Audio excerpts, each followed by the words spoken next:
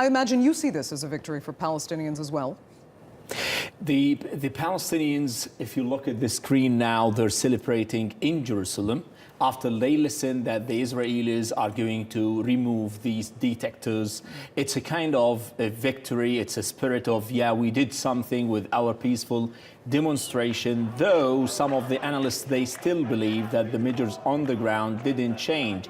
Netanyahu and the Israeli government backed down to because of certain pressure from whether international calls, whether from Turkey, from Jordan, from the PA, the Palestinian Authority, President Mahmoud Abbas, calling them to remove these controversial detectors.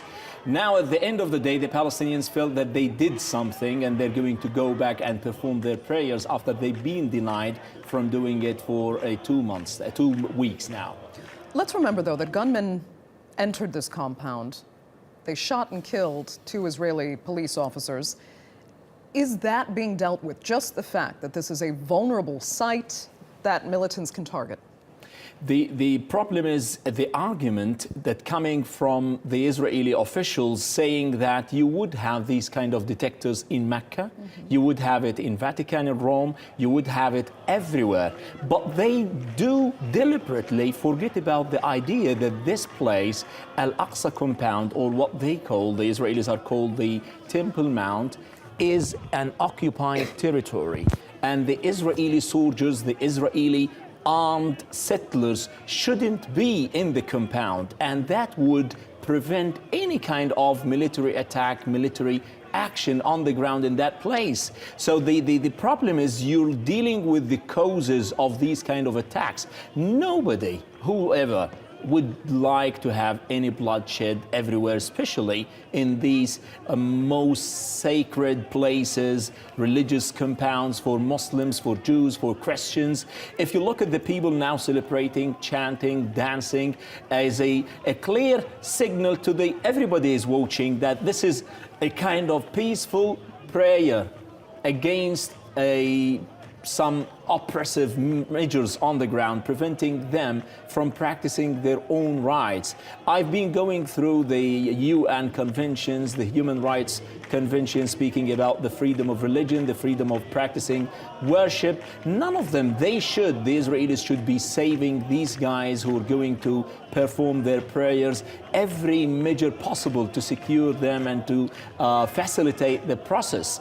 Unlike what the Israelis are doing now with these lists of ages, with these surveillance devices that they're using, with these face recognition cameras. All of these, they're not for security measures, what the Palestinians believe. They're more oppressive measures against the prayers. I mean, in the meantime, this is a victory we see Palestinians celebrating today, but the occupation continues. And Israel will say, listen, we need our security there because Temple Mount belongs to us too. This is a holy site for Jews as well as Muslims. So is it just a matter of time, do you think? I don't mean to sound cynical, but is it just a matter of time before protests break out again? As far as the Israeli envoy in the United States considered the UNESCO resolutions that state and stipulate clearly that there is no clear link between the Temple Mount and the Al-Aqsa compound, he took all that document in front of the cameras, he tore it and threw it to the rubbish.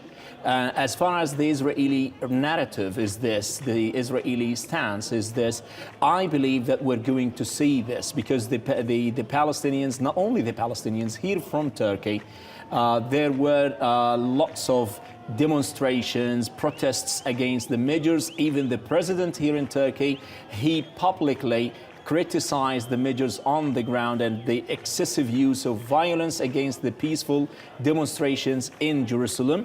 In Jordan, the same thing is happening. Even Mahmoud Abbas, the Israeli partner of the Palestinian partner of Israel, he called for demonstrations and he called the people to close all the mosques and move toward Jerusalem, an unprecedented move. He didn't receive the U.S. envoy for the first time in history, a Palestinian leader doesn't receive Trump's envoy to the Middle East protesting against the measures on the ground. So as far as these kind of measures continue, I believe, yes, another round of violence could erupt anytime soon. Okay, Ahmed, we'll leave it there for now. Thanks so much for joining us, as always.